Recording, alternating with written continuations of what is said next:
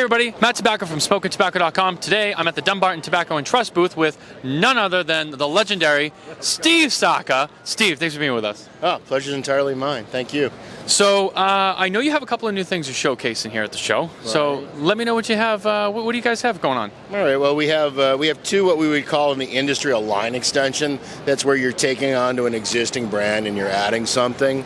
The first of which is this. It's the Mi Querida Tricky Traca number 448. It's basically a smaller format of that blend. Small, punchy, spicy. It's arguably probably the strongest cigar in our portfolio at this point. Really good for the guy that likes heavy cigars, really bad for someone that doesn't. So it's one of these cigars that you're either going to really love or you're probably not going to like at all. I think it kind of fits into that category. The other thing that we added, our second extension, was to our Sin Compromiso brand. Sin Compromiso is our flagship. It's a very elegant, sophisticated, a balanced style cigar with a touch of Nicaraguan pop to it. This is the same, but amped up a little bit, a bit stronger blending, a little bit more thickness to it, density to it, heaviness to it. And we did that by adjusting the base blend, but also incorporating some very fine Pennsylvania seed leaf that was particularly sourced for this project. And these cigars are aged for a full year. I can open the box, I think. They're called Paladin de Saka. Really lovely display. Thank you. Yeah, and really, really expensive. So yeah, don't bitch about the price. Just don't buy it. But I mean, this is what I've been personally smoking for the last couple of years. So that's in fact that's about what I was about to light up actually. And then the third thing, which is the big thing that everybody's talking about here at the trade show, is this. It's the Stillwell Star. Stillwell Star is a really unique product. For those people that aren't aware of this, because I've never really talked about it, I've been a pipe smoker for 30 plus years. I just do it in private. I did not know that about you. Yeah, well, look, it's not on brand, it's not on message. I mean, I'm a cigar smoker first, always have been, but when I was enlisted in the Navy, cigars were really too expensive to smoke, and you could smoke bowls full of pipe tobacco for much, much less money. So that's how I stretched my smoking dollars. I personally enjoy cigars more, but there are times where pipes are really, they're what I want. And the other thing too is when you get into pipe tobaccos, you have so many diverse tobaccos. And cigar tobaccos, they're all, air cured black tobaccos. Yeah, there's different seeds and different varieties, and how we work them changes their flavor. But it's nowhere near the diversity that you get when you have things like Perique and Latakia and Basma and Izmir and, Cavendish, and you can make a bunch of different things into Cavendish.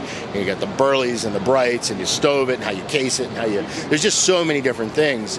And so many, many years, about 20 now, I've been taking some of my favorite pipe tobaccos and adding them to cigars for just me to smoke. Because I get the flavor that I want, the aroma I want, without the work. So a couple years ago, I ran into a gentleman who was telling me how much he loved my cigars, and his name's Jeremy Reeves. And Jeremy happens to be the head blender for Cornell and Deal. And cause I was like, are you Jeremy Reeves from Cornell and Deal? I was like, yeah, that's me. And I'm like, really? Well, I love your work too, because they make a lot of blends there that are some of my favorite pipe blends. Bayou Morning, Pirate Cake, and whatnot, Oriental Silk. And I started telling him about this thing that I did casually. And he's like, that's really interesting. Could you send me some to try? And that just kind of one thing led to another. Like, what if we made 4 dedicated pipe blends with the intent that we're going to incorporate them into a long filler, handmade, ultra premium cigar? Now, look, I'm not reinventing anything here. There's plenty of pipe cigars that have been in the marketplace over the years. There's some very popular ones that are out there now, but they're all in the more value segment. The materials aren't quite the same. The pipe materials aren't quite the same. It was just basically, hey, let's just do everything super tippy, top shelf.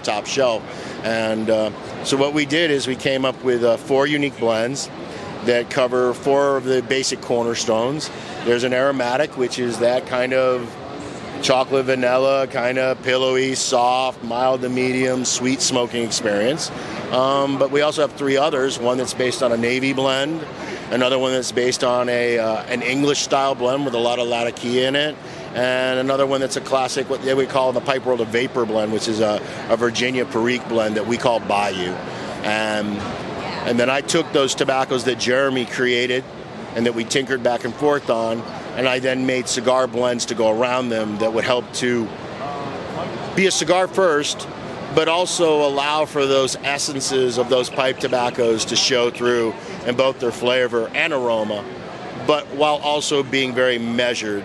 And it's a really unique project. I mean, everyone seems to really like the idea, but talk to me in a year. Let's see if what consumers think when they see it on the shelf. I don't know the answer to that question. So I have an interesting question for you on this. So you're using pipe tobacco in the cigars. How would that affect storing them in a humidor with other cigars? I think it could affect on some of them. I mean, the aromatic, potentially, if you're a purist, it would be one that you might want to have in a separate humidor.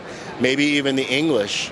Honestly, they've never been in a humidor yet, right? They've only been in the box here at the trade show. I mean, the samples that everybody's smoking here, I muled in my suitcase on Saturday from Nicaragua. So I don't know the answer to that question. We're all going to find out together. We sure will. Steve, thank you for showing us what you have here, all your new stuff. It looks amazing. I can't wait to try it. And, good luck with it in the future. Thank you. Appreciate it. All right, guys, stay tuned for more.